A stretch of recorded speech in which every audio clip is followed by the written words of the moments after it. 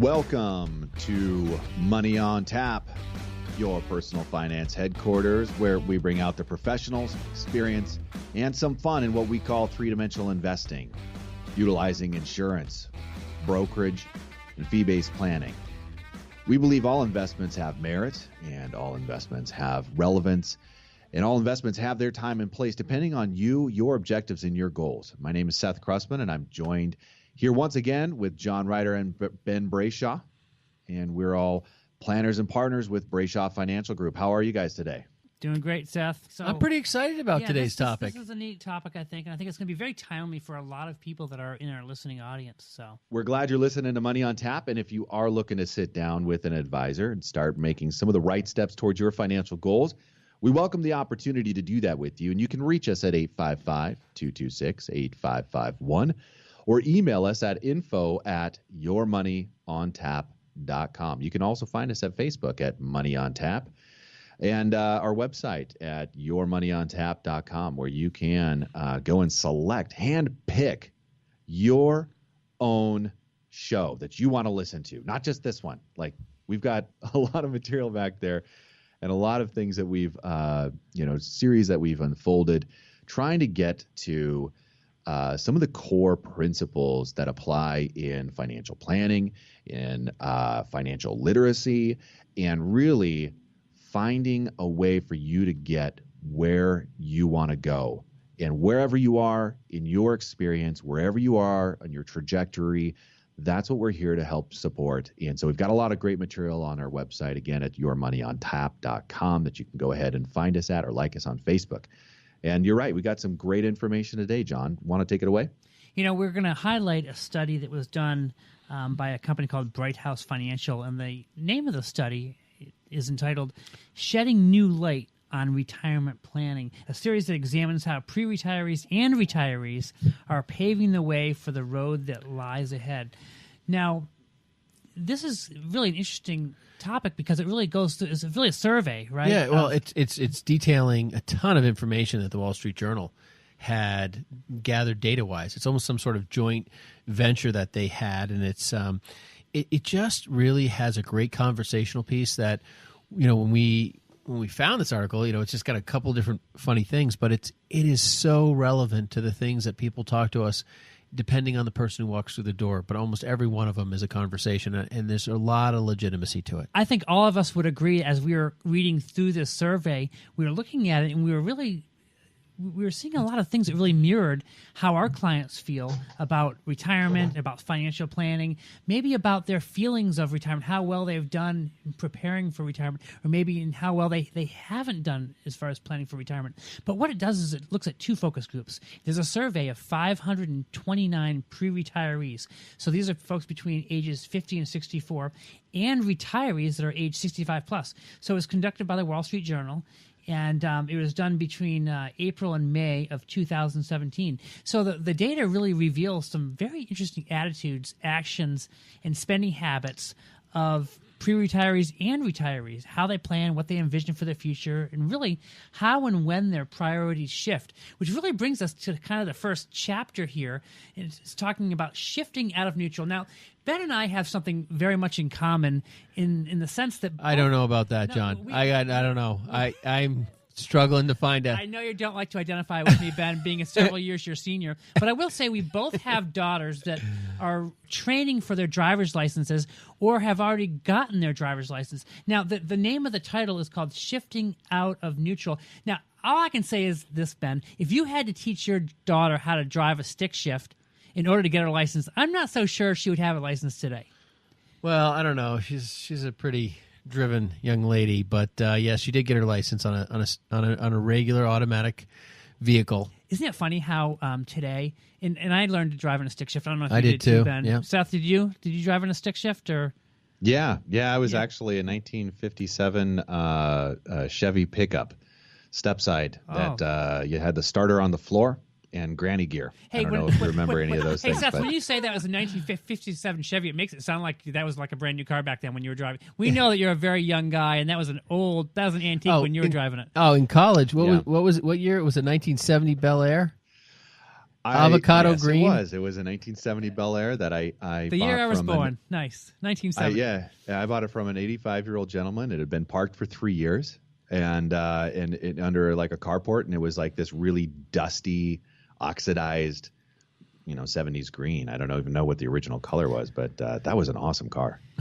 Yeah, so we all know that teaching someone how to drive, that can be difficult. So I remember sometimes I'd be in the car with my daughter. I'd be in the front seat, obviously, and she's learning how to drive here. She's getting her hours in. She needs to have 40 hours in, which we actually just achieved, before she's able to go and take the class and all that. So anyways, sometimes Ben would be calling me about this or that, and all I'm doing is I'm holding on tight to the handle beside me, and I'm wanting to hit the brakes or I'm wanting to speed up, and it's very, very hard to concentrate while you have your daughter driving, and it's kind of terrifying, as everyone out there in the audience knows, that when you're teaching someone how to drive and you're on a big highway or whatever. So sometimes there would be moments of just silence where I would not answer at all. And the interesting thing was that was certainly the case when Ben was calling me. However, sometimes I would be calling him about this or that, and I could tell what was going on the other end without him even saying anything, because I could kind of almost feel the fear coming through the phone. But anyway, I have to say congratulations to you, Ben, because your daughter was quite successful, passed the written test on the first time, passed the driver's test on the first time, and got her license. So tell me a little bit about that day, what that was like when that happened. Okay. So shifting out of neutral, yeah, that's been an experience for me. So my daughter, I think everyone can relate with the DMV. I mean, I would rather be standing on the surface of the sun than in the DMV, I think. Yeah, I was going to say I would choose not to relate with you on the DMV. Oh, no. It is absolutely a nightmare. It is. There's no place worse to go. Why is it so? Maybe an IRS office? I don't know. You stand there, you get a number, and everyone's sitting there in misery, and all you can hear over the top of your head is the hum of those fluorescent lights, just zzz, right over the top of your head, and you're like, and you're looking down at your, E192, and they're like A4, and yeah, and you realize you have another hour and a half in front of you. Yeah, so you sit there. My daughter, she's all anxious and excited, and I'm thinking to myself, this is a nightmare. So she, we get her turn for her to go take her test, and she takes her test. She comes back out, 20, 30 minutes later, and she passed, and the lady calls us up, and this really nice lady, she calls us up, and she's like, congratulations, you passed your test. We got to schedule your driving portion of your test, and so that's not available for another 5 hours.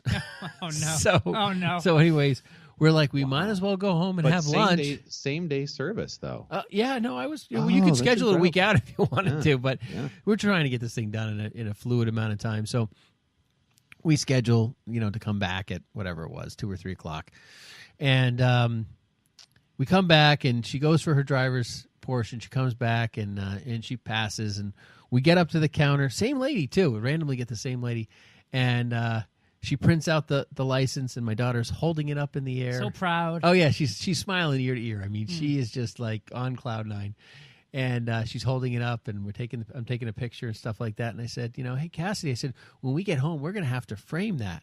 And she goes, that's a great idea, Dad. I said, yeah, because you're never gonna use it.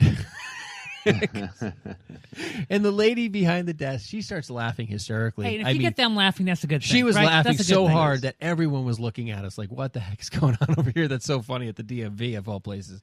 And she's like, Dad, that's not funny at all. But I was thinking about myself. I'm like, I'm going to give this girl keys, and she's going to shift out of neutral. Are you kidding me? This is really very scary. So, but she has done well so far, yes, from what I know. Yes. So, no accidents, that no I speeding know tickets. Of. Yes, so yeah. no speeding tickets that I've heard of. So, so that's congratulations, Cassidy. That's very good. Way to go. But Way to go. So, but shifting out of neutral, I think this is, this is a great concern, because this transition in life is so much more fearful, I think, than that experience I just described. And your precious child and all of those concerns around that, but taking a step out of the working environment, subjecting yourself to the fears of being retired and dependent on the work you've done already to get there, and then knowing in the back of your mind that 15, 20 years from now, if something should go wrong, that going back to work and kind of re-recovering maybe a mistake that was made is almost impossible. and shifting out of that neutral space of, just going to work every day and collecting the income and saving and contributing to retirement, and all of those kind of winding gears that just move automatically on a day-to-day basis is a very difficult transition for a lot of people to make. You're listening to Money on Tap, and if you're looking to sit down with an advisor, start making some of the right steps towards your financial goals, we welcome the opportunity to do that with you, and you can reach us at 855-226-8551. You can also email us at info@yourmoneyontap.com. And we've also mentioned our website at yourmoneyontap.com. To go back and have a listen to some of the past shows. You can handpick or select any of the topics that might be important for you to address. And financial literacy is definitely one of our goals that we have, and we struggle to hopefully make the information that we use on a regular basis palatable. Something that you can use on a daily basis or wherever that is appropriate for you to involve yourself. And so what we're going to be talking about today is this strategy, or well, we've got tactical, we've got strategy, we've got these other things that we're going to get into. But really, what happens, like in the process of turning into a retiree? Like, what phase are you at, and how can you transition yourself successfully into retirement, whatever that might be? And so we've got some interesting information to cover. And, I think it's interesting that it is a topic that not a whole lot of people really want to bring to the table, like retirement and the planning process and what is it going to take to get where I want to go. At least that's definitely what the data supports, is that people are really not interested in having the conversation or really coming to the table and doing the work around this. And I think a lot of that happens to be kind of a mindset around, getting themselves into an office to sit down with a professional to go through the numbers and try to make sure that they're on course or getting into where they want to go. Seth, it seems as we talk about this that if you were to summarize this article, the fact is it seems like there's a lot of people out there that could use a jump start when it comes to the retirement. People just don't do that. In fact, it was really a surprising finding from the Wall Street Journal that people out there really have not put a whole lot of forethought into their retirement planning. And they're kind of, as Ben was talking about earlier, kind of sitting there in neutral and really not making progress when it comes to the goals. Yes, maybe they're putting some money aside, that type of thing, but they're really not making a lot of progress when it comes to their actual retirement planning. And if you take a look at the study, again, we're looking at folks that are from 50 years old to 64 years old. So pre-retirees and retirees. And it's interesting because when it comes to retirement planning, it may mean one thing for one set of people and maybe something else for those other sets of people. But it seems like a lot of people that we're talking to out there have really certainly delayed their retirement planning, and they really haven't really put a game plan together. Well, one of the ways I can identify with this is certainly that it is it's a well-known fact that Seth Krussman needs to eat less and exercise more. Buddy, you're looking good, though. You're looking good. You're looking good.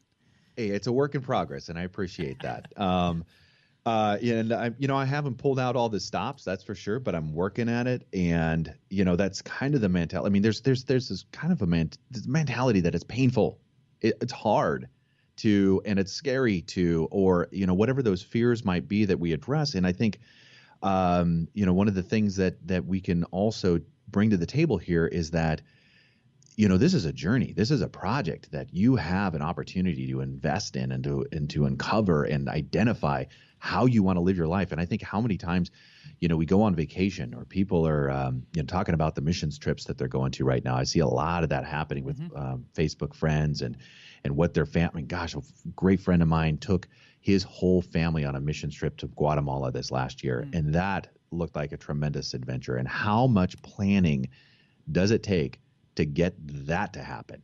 I mean, not only you and your entire the four of them to get there to Guatemala, but the work that they're doing and the rest of the group and the team that were involved in that kind of an activity.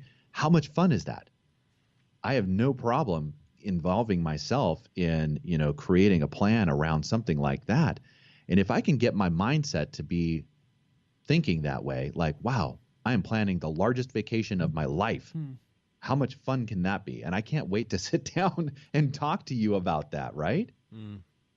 Yeah, I mean, when you look at these topics here that talk about the fear, the word is used by this author here to be daunting.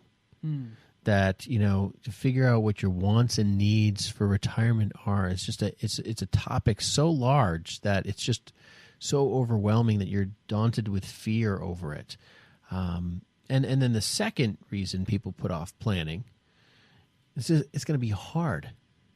It's going to be really hard. It's going to be a 20-page financial questionnaire or some sort of fear that they've built into some topic or conversation that they had at some gathering or get together with somebody else about their planner that, we sat down, we did this huge data gathering piece and everything else, and it's an overwhelming factor and et cetera, and maybe they weren't successful in it. Maybe they didn't get the answers they needed, so it was just kind of this overwhelming wasted time even. And there's certainly a vulnerability when it comes to planning. Sometimes people, they're putting everything out there. Maybe there's people out there in our listening audience, and I'm sure there are, where people maybe feel they're a little behind the eight ball, or maybe they feel they're a lot behind the eight ball, and they feel they are not on par with where they should be or where society's expectation of where they should be. We see all types. We see some people that come in extremely confident with their situation. Then you see other people that really don't really have a handle at all. So we work with both types, certainly. Yeah, and everything in between. But I've just learned that there's always a starting line for everyone, and honestly, like I think to know that there's anyone sitting out there today, sitting there fearful of a hard job or a lot of work or something like that, it's not effortless, but it's not the fears that they're listing off in this article. And they're saying that this is one of the reasons why these are the reasons people put off actually procrastinate, right? They're the procrastination reasons, not that they're actual truth. They're fears that they've lined up in their mind, like it's just going to be so much work and effort and this, that, and the other thing.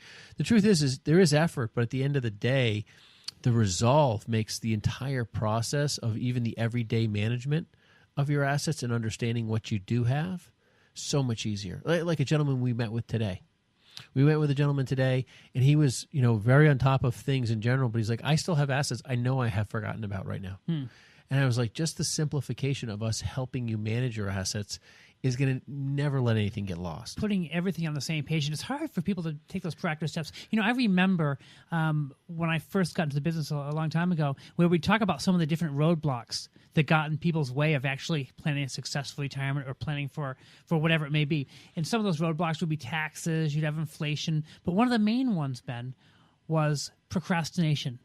Not putting a game plan in place, just thinking, okay, well, I'll do that next year, or that's something I know I need to do, but I'm just not going to do it. Because many times they're afraid to face that fear of what is it going to look like. And what I often talk to people about is, wouldn't you want to know right now rather than finding out in a year, 2 years, 5 years, 6 years that you're behind? Well, I think, Seth, and I want you to comment on this too, because, is it that people fear like, and this is my assumption, because I just, in talking with people, the assumption that they haven't done enough in the amount of time that they've spent to do what they've done, and they're afraid it's like a notice of cancer, like, I'm sorry, you're going to have to work the next 20 years of your life. Like, they're fearful of some drastic, major hit to the ego or to the working piece of their life, or what that means. Like, are they going to hear some sort of catastrophe news and they didn't know about X, Y, and Z? Yeah, it's just facing that difficulty. And the truth is that we've talked about the demographic shifts that are happening in America right now that are changing the way strategic investing should occur for people, and how all these different pieces from the millennials to the baby boomers, and how that stuff has never happened for us before in the same way, and trying to utilize simplistic investing, robo-advisors, all of these pieces to just kind of like throw it to the wind and hope it works out kind of based on some historical formula. And the truth is that, if you don't understand the changing winds, the changing tides, and what's going on in this marketplace, you may be losing on the opportunity just to make it easier for you. Not that it wouldn't occur, but the ability to be even more successful at it. And I'm going to say this too. If you think about our parents ages, all of our parents' ages. If you think about that, Social Security was around for them.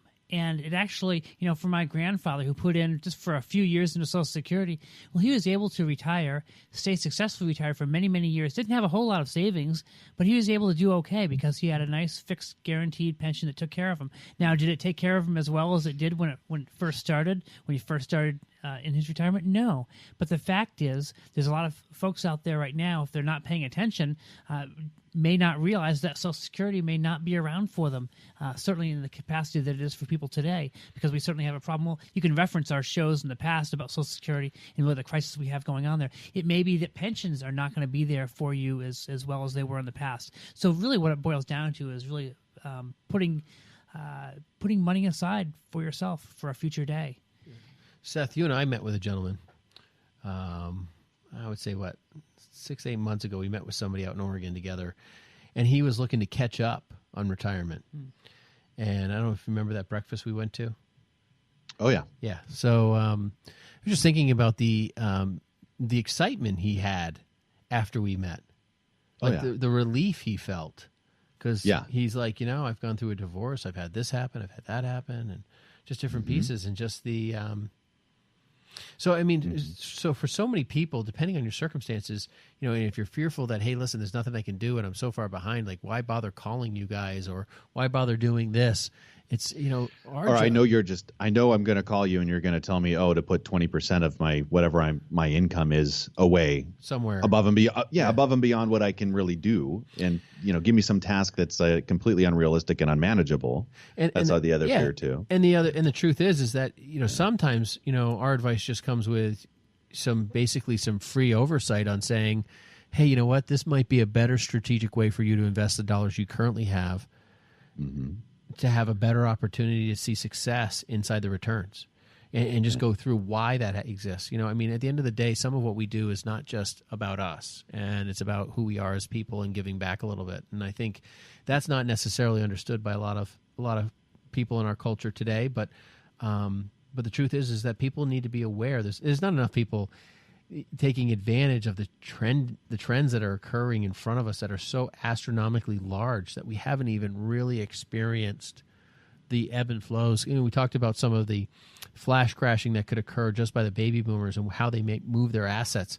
I mean, that's real stuff. But if you know that could potentially be an issue, it could also be a potential huge gain for you too. So those are things that you want to address. And I think just to jump into one of the other things, I'm going to just quote this piece out of the article. It just says, perhaps the most challenging aspect of retirement planning is that it mandates a shift in financial thinking from an asset-based accumulation strategy, relying on employment earnings and growth from investments, to an income strategy that focuses on reliable ways to make your money last.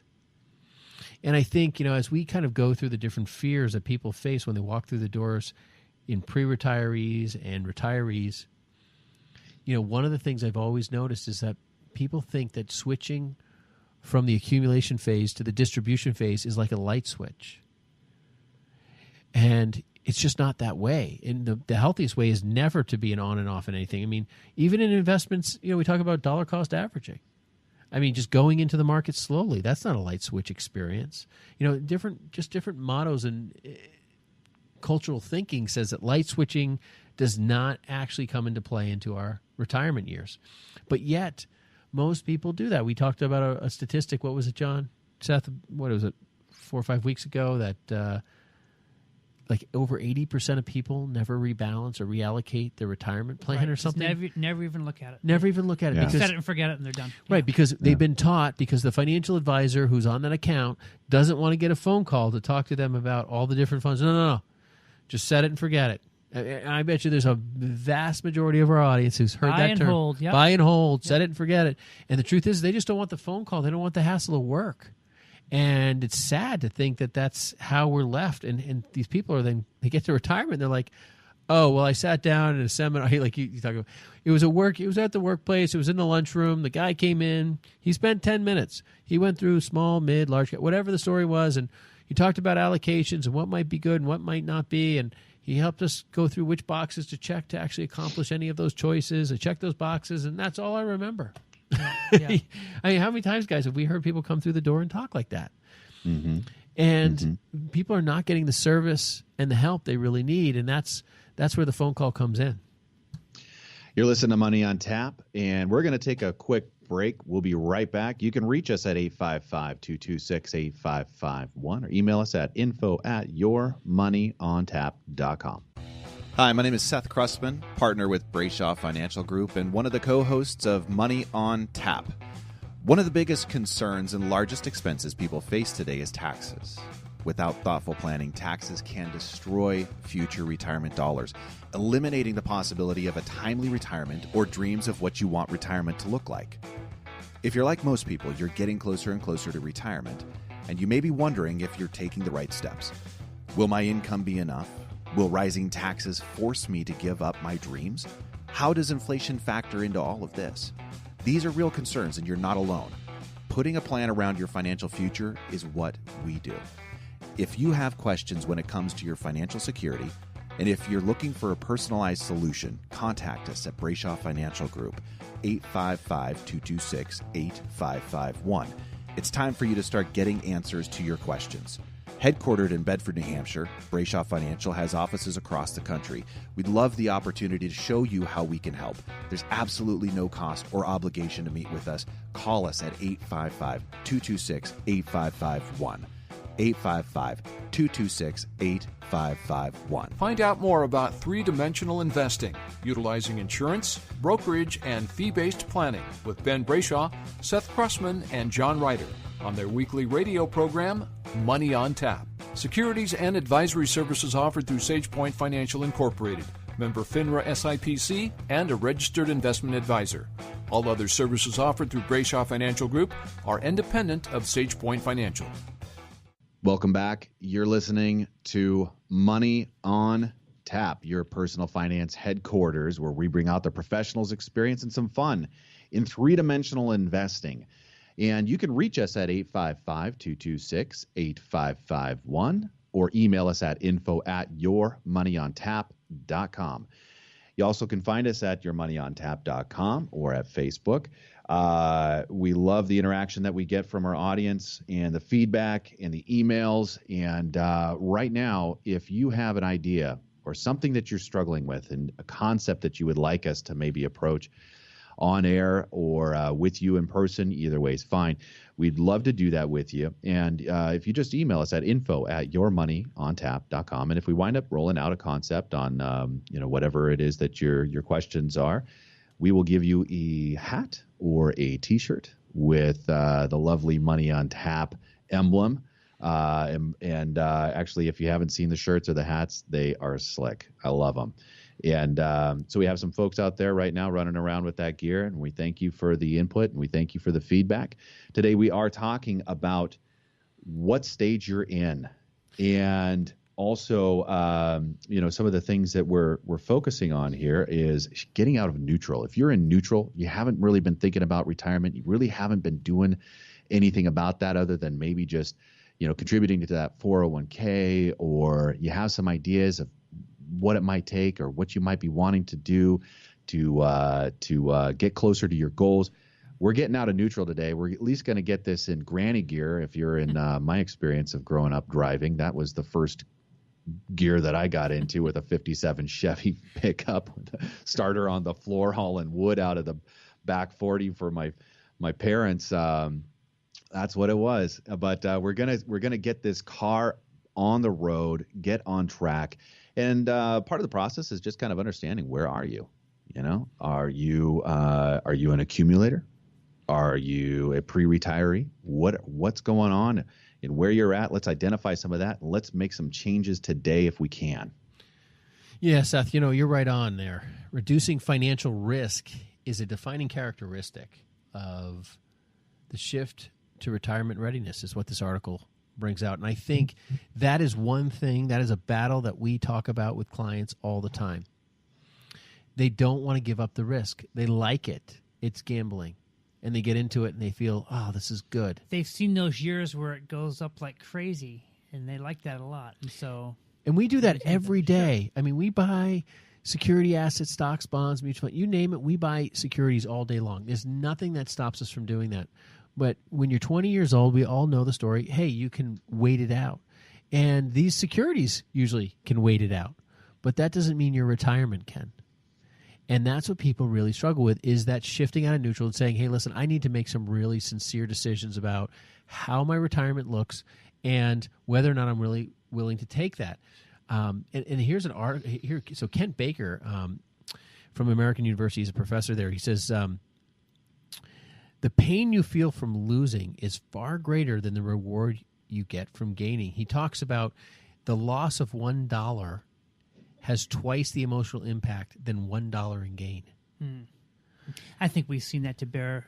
That's totally true. As I think about just from clients I've worked with over the years, and Ben, I'm sure you're the same way with your practice, where people really love that nice rate of return. However, if it comes at a great risk to them, I'm not so comfortable with that. It's funny. I've had people who have had, there's always like some oddball things that just kind of do significantly better than you ever expected.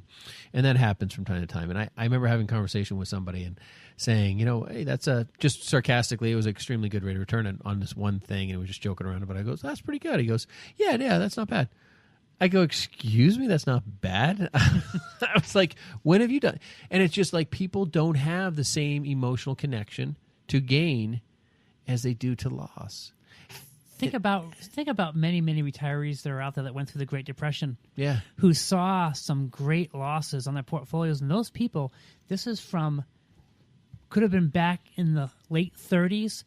People alive today still have that mentality about more of a depression era because they remember the pain of that loss. Right. They remember what it was like when they couldn't pay their mortgage. Their mortgage might have been $45, but they remember they couldn't pay that.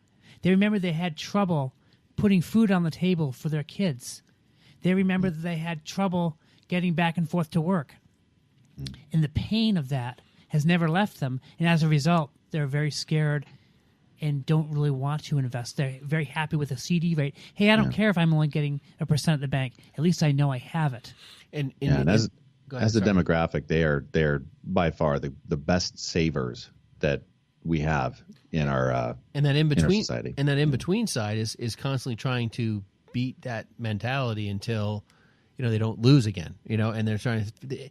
If you talk to people when they walk through the door, every time they're like, "Well, when it comes back, I'll sell it," or like they're not even clients. They're like, "Well, I own that stock, and I paid this much for it, and when it's worth that again, I'll do it." And be like, "Well, what happens if it's never worth that again? So you're never going to do anything about it?" You have to make decisions. You can make mistakes in your investments, and you have to know, and you have to get the advice so you're not emotionally attached. Someone who doesn't want to sell because that's where they haven't made it enough, or they haven't achieved where they were at before, that's an emotional attachment. And that is not a healthy relationship with your investments. If that's where you're at, if you're saying that to yourself, listening to this, you're not in a good, healthy spot. You need somebody who can emotionally detach themselves and say, yeah, doesn't matter. That's not what you want to own. It's not within your objectives, and I don't like that company or XYZ. A lot of things that we do go against the instincts that people would have, that people would say, like, I need to grow my assets. Well, maybe I need to take more risk. Well, talking about the demographics, maybe you don't need to take more risk. We've had that conversation, and if you haven't heard that show, listen to it, because honestly, what's happening in America, maybe it's against your instincts. I had a gentleman who we were making good money, doing everything. He said, hey, I want to take more risk. I was like, well, yeah, I want to, I know we're doing really well, and we're fairly conservative, actually. I'm surprised about it. Maybe I should take more risk, because the anticipation that gain comes from risk is built into our mindset, and not necessarily the case right now. And understanding the game is sometimes more important than just living by some traditional rules that exist out there. Guys, we often talk to clients and talk to them about the fact that perhaps there's even more potential to do better in something that's less risky. Yeah. And people don't really understand that. You always think, well, if I'm going to make a lot of money, I got to take a lot of risk. Take a lot of risk. And we've got some really crazy things going on in our demographics this time around that are just changing the way you should be thinking about your investments, which is why we're primarily talking to people in the air a lot, is to try to get as much volume of that information out. There's so many people who need to know how to protect themselves and protect their assets. And sometimes taking more risk is by no means the direction to do it. And we're not just talking about we're not talking about, we have to go really conservative into annuities or fixed accounts or CDs. We're talking about maybe even some of the stocks that you own, just a strategy against the baby boomers or with the baby boomers, or a strategy to focus on where the millennials are spending their money, because these demographics are going to sway our economy in a way that we've never experienced before. I do believe, Ben, there are a lot of people out there that are taking a lot more risk than they think they're taking. I have a wonderful client lives right near, not far from the office, and she has 100% of the money in her 401k all in company stock. And I've been talking to her for years and years and years about this, but the fact is the stock that she has, the underlying stock, has actually done very, very well. But the fact is, here we are. It has enjoyed gains for many, many, many years. We don't know what's coming next. And so really what I spent some time with her, talking to her about was the fact that she really needs to look at diversifying herself of all those holdings. And, I'm really proud of her, because just a week or two ago, she made the decision that, I am going to do that. So she sold half of her holdings inside of her qualified plan and decided to diversify that among. So she's only 50% allocated in a company stock. And you know what? That wasn't what I advised. I'd advise more. But, sometimes it takes people some baby steps in order to go in the right direction. Well, another advisor we work with, too, he was telling me he has a guy who owns a company stock too. He was like 95% allocated in that stock, and I don't know, the stock went up 8 times the value. So the guy went from like not quite enough to retire to like amply able to retire. And he's still talking to the client about, he's like, listen, we've got this small account, but you've got this. If anything happens to that company, I mean, if they go down 10%, you lose 10% of your retirement basically. He's like, that's just way too much risk. Even if it's a conservative company, that's way too much risk. And so that's been a kind of a funny conversation. He comes into my office from time to time and be like, I don't know what to tell this guy. I have no idea. I mean, how do you tell him if it went up 800% that you should sell it? He's like, I'm telling him, he's like, well, it keeps going up.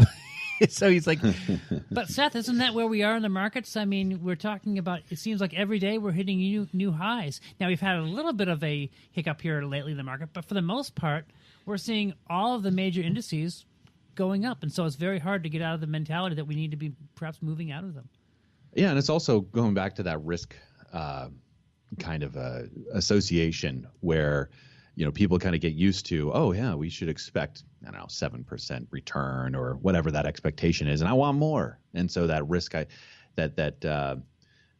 want more, whatever I'm getting isn't good enough. There's more out there. Grass is greener on the other side. There's all these, thoughts around that. And that may not necessarily wind up being true.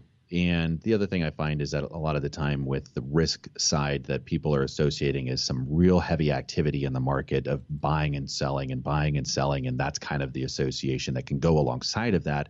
We're really having a much more strategic kind of an allocation and modifying that over time will certainly smooth out that ride potentially. But hey, here we are, Money on Tap. And you can reach us at 855-226-8551 or email us at info@yourmoneyontap.com. And we are talking about what stage you're in. We're talking about getting out of neutral, wherever you're at, maybe identifying what stage you're in. Maybe you are a contributor. Maybe you're more in the accumulation phase or mobilization.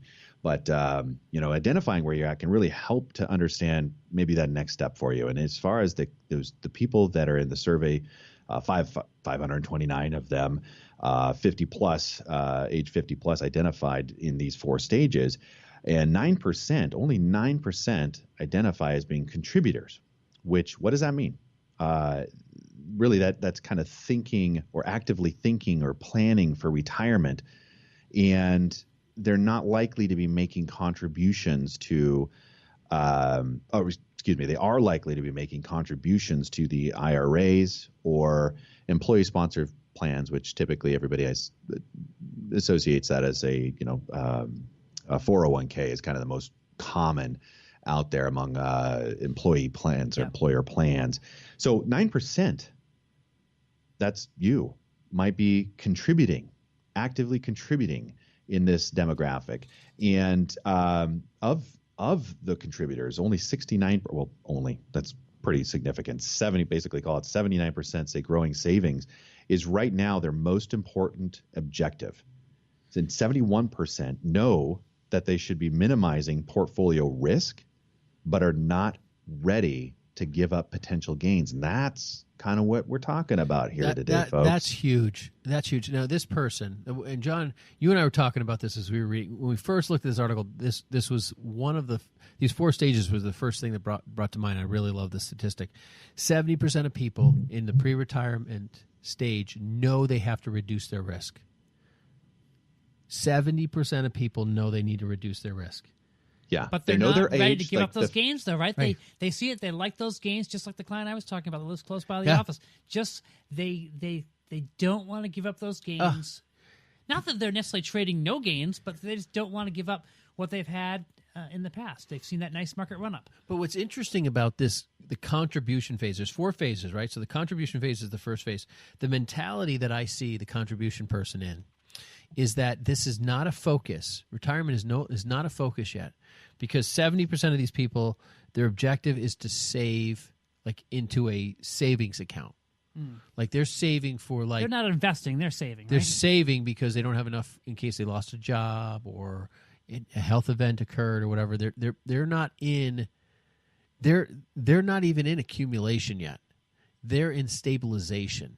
And there's a lot of people out there like that. And they're contributing. That's why there's a contribution phase. Well, I'm contributing. Like something's coming out of my 401k. I'm not even paying attention to it. I don't even have time to. I've got so many other priorities, but I am contributing. Check the box. I'm a contributor.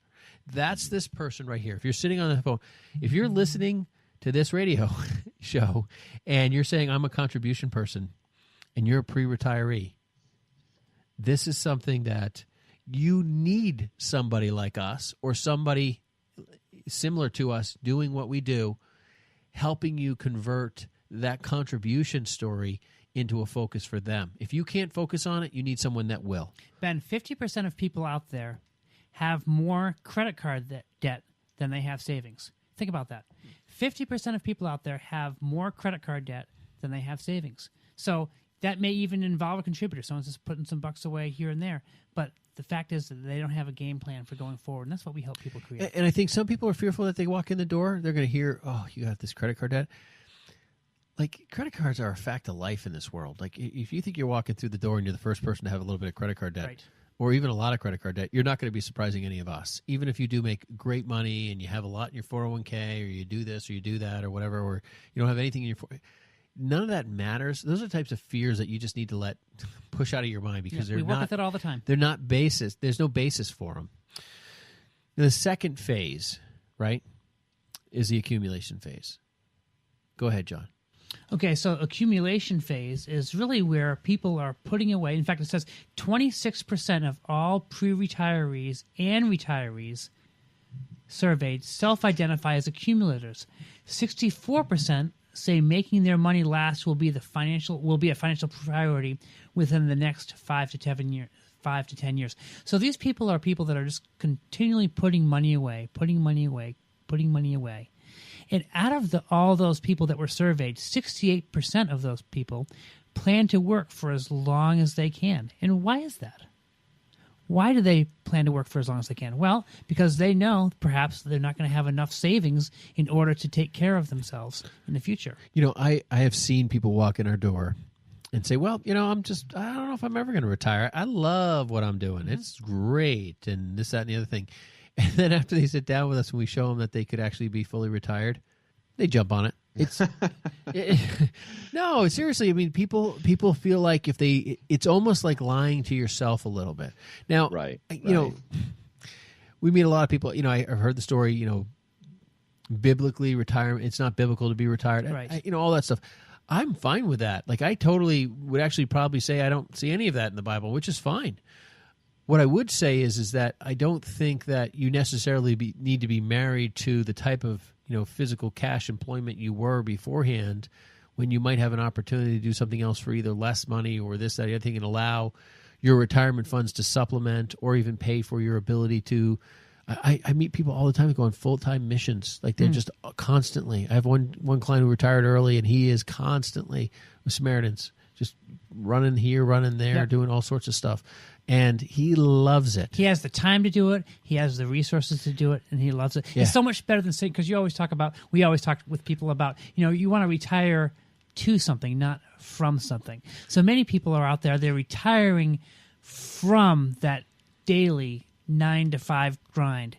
But what they're not doing necessarily is they're not retiring to something. So if you are retiring and you're sitting on the couch or just playing golf, that type of thing, you know what? You want to retire to something. Find a passion for what you're going to do in your retirement. You're listening to Money on Tap. We're going to take a quick break and be right back. You can reach us at 855-226-8551 or email us at info@yourmoneyontap.com. On this Cliff Notes edition of Money on Tap, John Ryder and Ben Brayshaw discuss some of the pitfalls that come with poor financial planning in retirement and the necessity for a healthy strategy to make the most of your money in your later years. I have $500,000 for my retirement, but I really want to drive a Maserati. In which I need to pay cash for most of the time. I mean, I have seen so many different people blow it early. They have these things that they feel like they need to do, and, they're going to just lump sum cash out. I mean, I've seen where people get very afraid about retirement and all the expenses. I worked with one person one time in which they wanted to put 3 years' worth of expenses in cash. I mean, we might have even been 4. And I remember sitting next to one of the other planners there, and it was like, and the expenses were 4 years worth of taxes. I was like, well, if you can't create enough income to cover your current expenses that you're so afraid you got to put 4 years away, you're really not planning for retirement. You're planning for a period of time. I think a lot of retirees fall into the trap of overdoing it right after they stop working. So they have more free time, but maybe less discretionary income than they've ever had before. So it can also have some pretty major repercussions on a retirement plan. So one of the biggest risks that you face after you retire is called the sequence of returns risk. So it basically says that if you have a big hit to your finances, you'll have a greater impact earlier in your retirement plan. So if you lose a lot of money early on in your retirement plan, that can really wreak havoc for funding your retirement later on. Well, I think the big issue there is the ability to reclaim those assets. In other words, going back to work. If you spend the first 5 years spending down your assets, and let's say you retire at 65, 70, it's harder to go back to work. It's harder to find a job. And then we always talk about if you have the first 5 years of retirement being down years in the market, that's a whole other issue. So you got this compounded loss. So you're drawing more money out. The market might be going down. And then how do you rebuild that asset? And again, people are living longer. You don't know how long you're going to need that money for. Find out more about three-dimensional investing, utilizing insurance, brokerage, and fee-based planning with Ben Brayshaw, Seth Crossman, and John Ryder on their weekly radio program, Money on Tap. Welcome back. You're listening to Money on Tap, your personal financial headquarters, where we bring out the professionals' experience and some fun in what we call three-dimensional investing. You can reach us at 855-226-8551 or email us at info@yourmoneyontap.com. And quick reminder, folks, if you are emailing us at info@yourmoneyontap.com or giving us a call and you have a show idea that you'd like us to present, we'd love to work with you on that. And also, we'd love to give you a hat or a T-shirt for that idea that we can bring to the table. You can also find us at Facebook and also online. We are at www.yourmoneyontap.com. So we're talking about what stages you're in right now. We've been working through getting out of neutral in your retirement planning and really not doing a whole lot or needing to get somewhere and get focused. Well, what part of that might be identifying where you're at? And if you're over the age of 50 to 65 in that demographic, you might be either accumulation phase, we just kind of talked about that, as well as contribution phase. But 36% of people that are age 50 to 65 in the survey identify as mobilization. And what does that mean? If you're in a mobilization mindset, you are shifting from a growth strategy to a protection strategy, which is focused on preserving savings and figuring out how to make your money last. This is a major shift right here. When you From go accumulation. when you go contribution, accumulation to mobilized. When you're mobilized, you're a person who knows what you want. Like, you know what you want, you know what you need. You've sat down. Your husband, wife, whatever you significant other, whatever your scenario is, you have evaluated what the future means to you. And I think this points it out. It's like 83% have calculated the income they'll need in retirement. They're thinking. They're planning. They're ready. There's foresight. Yep. These are the people. 9 out of 10 times the people walk through our door are the mobilizers. They've been the box has been checked. The boss at work was a jerk. Something occurred. No, I'm serious. Something has occurred 9 out of 10 times. Are you guys have something different? Because I mean, usually when we talk to somebody, it's so true. That's why I laughed. Something has triggered. Right. Hey, I'm ready. I need to take some action now because I need to be prepared for that day because I do see it on the windowsill. 67% believe market volatility will affect their retirement finances in the next 5 to 10 years. They are now mobilized to take less risk. Don't forget that was in 2017 that this was done where the markets were hitting all new highs. Of course, 67% believe. And I don't know what's going on with the other 33%, but of course market volatility is going to have a major impact. I think that they may have already mobilized, I think is what that other 33% may be. And they've kind of figured out, hey, I've got this income stream that is going to be coming from XYZ sources, and they've already identified potentially what that might look like. And then the other 70% here continually adjust their portfolios to minimize risk. Yeah, people walk in the door and they say, hey, I need $100,000 to live off in retirement. And I figured between my pensions and Social Security, my wife taking Social Security early, I got $64,000. I need you to figure out how to make up the difference. And I just want it as a paycheck. And I want it, and I want to try to preserve as much or all of my money. And that person is ready. They are ready. And the sad thing is, like, most of the time, if they had come to us in the contribution stage or the accumulation stage, whatever, $100,000 that they wanted versus it wouldn't even be a question. They would already have those answers, and it might even be a larger number, and usually would be. So I mean, it's like if we could just get people to mobilize now, to exercise now, the amplification they will see in their retirement will be huge. So now we come to the fourth stage, which is called remuneration. Now that's a big word. I'm not so sure I can even say that 5 times fast. But remuneration, during that stage, that just feels weird. That's one of those words. Who made that up? Seth, did you do that? Probably. I can't believe that 95% of people 65 plus self-identified as being in this stage when we don't ever use that word. Well, the stage, yeah. Whatever that stage is, yeah.